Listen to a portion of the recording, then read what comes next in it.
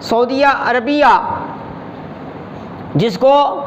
ہامنی اغیار کہتے ہیں کہ بھئی یہ مسلمانوں کا مرکز ہے، یہ مسلمانوں کا سب سے اہم علاقہ ہے، کیونکہ وہاں حرمین شریفین ہیں، وہاں اسلامی تاریخ کا آغاز ہے، بہت سی یادیں اسلام کی وہاں سے وابستہ ہیں۔ آج آپ دیکھیں بحیثیت اسلامی مملکت کے سعودی عربیہ میں کیا کچھ نہیں ہو رہا ہے،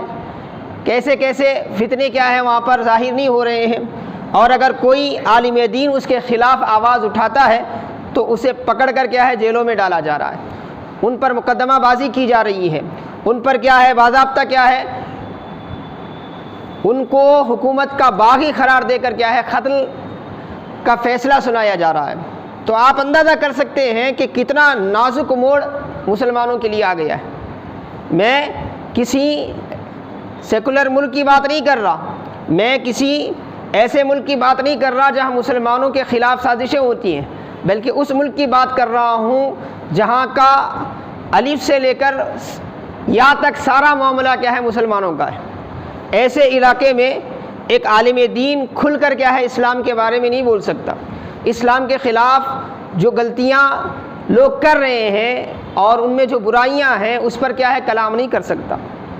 تو آپ اندازہ کر سکتے ہیں کہ فتنہ کس انداز سے یہ کر رہا ہے۔ اسی لیے پیارے آقا علیہ السلام نے فرمایا بادروا بالاعمال فتنا کقطع اللیل المظلم،